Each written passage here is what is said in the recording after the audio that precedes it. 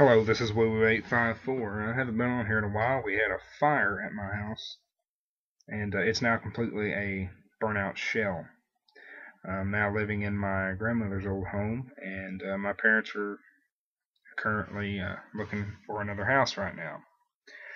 But let's get to the real point of my video today, and that's the Colorado shooting out at the movie theater. Now, there's a couple problems with this shooting that I have. First off, could it have been prevented? Yes, it could have. Now, I do not lay blame on anyone there at the movie theater. It is not their fault at all. And I will tell you whose fault it is. It's their government.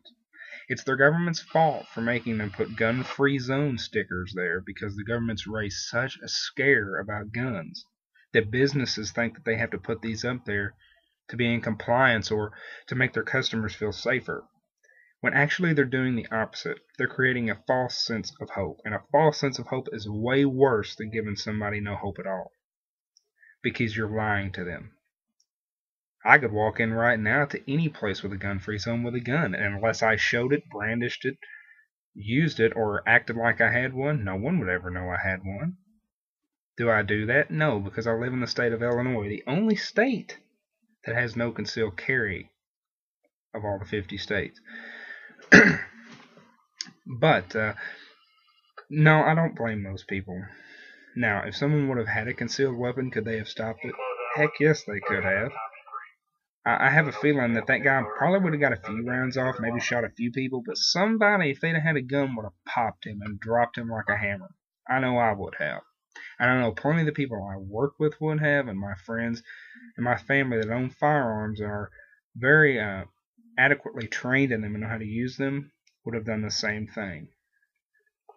Now, I also want to say that any of my opinions here that I have expressed are no opinions that are held by my employer or anyone else that I'm affiliated with. These are solely mine and no one else's.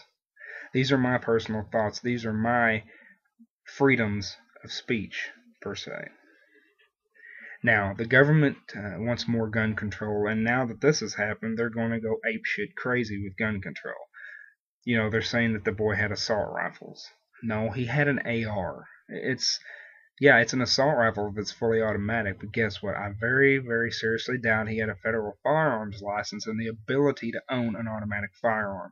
And if he did have an automatic, he filed it down somehow, which is illegal to do, and the ATF would know that. But, of course, the liberal media won't disclose that to you because they want you to live in fear. They want you to live in fear that just anybody can go out and buy automatic weapons and just come in your house and start shooting, trails of bullets through your everything and just destroying everything, when in all reality that's not going to happen. And you know why that's not going to happen? Because the ones of us that do have training in guns and believe in our Second Amendment rights and believe that they shouldn't be infringed upon will have a weapon to stop them before they get that far. But your government that wants more gun control, they don't want to let that happen. They'd rather give the criminal more rights than the law-abiding citizen. Gun-free zone signs are the biggest piece and crock of shit I have ever heard of in my entire life. We all know how well that the Surgeon General's warning work on the cigarette box. There's still people that die all the time of lung cancer from smoking. But the Surgeon General warning, that's supposed to stop it all, right? That's supposed to make it all better. People will see that. They won't smoke. Problem solved. No, you're putting a Band-Aid on a sucking chest wound is what you're doing. You're not fixing the problem. You're putting a temporary solution on something that's way, way, way bigger of a problem. Somebody that doesn't wear a seatbelt in a car, it's the same premise. If they don't care enough to wear the seatbelt, they're not going to do it.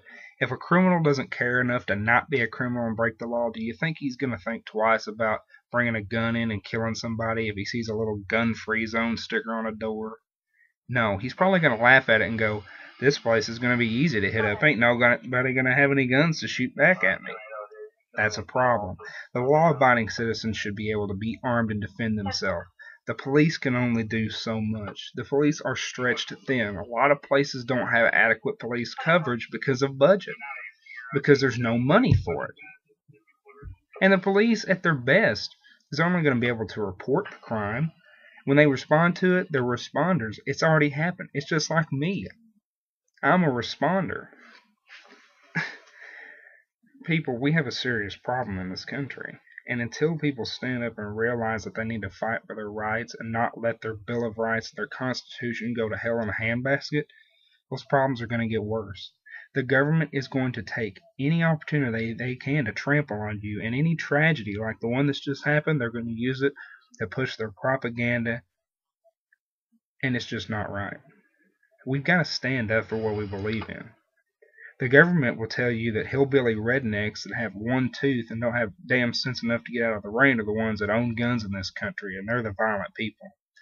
Actually, no, we're not. The ones of us that believe in our Second Amendment rights are smart.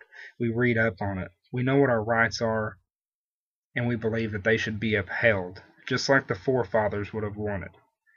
We're not dumb hillbilly rednecks, liberal government. We're not. We're just people that are going to challenge you, and that's what you don't like. Somebody that's going to stand up against you. Somebody that's not just going to roll over under your tyrannical reign. And you know the old saying, don't tread on me? Well, that's very important. Also, the old saying that guns don't kill people? 100% true. The person behind it pulling the trigger that put the ammo in that gun, that bought that gun, bought that ammo, that's the person that's killing people, not the gun. It's not the gun's fault. It's merely a tool. The killing is in the mind. The operator's headspace. That's what controls what goes on. That gun doesn't walk in and just shoot somebody on its own. I've never seen it happen, and I doubt I ever will. And if I do, well, then we've got bigger problems than that.